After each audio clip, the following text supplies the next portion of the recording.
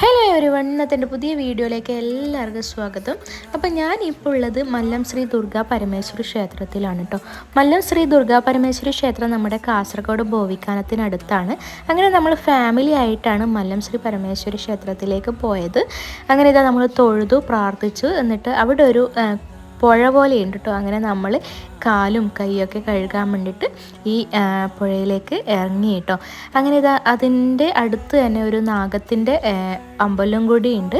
അങ്ങനെ ഇതാ അമ്പലത്തിൽ തൊഴുതു പ്രാർത്ഥിച്ചു. അപ്പോൾ ദുർഗാ പരമേശ്വരി ക്ഷേത്രത്തിൽ പോയവർ ഇവിടെ ഒന്ന് കമൻറ്റ് ചെയ്യണേ.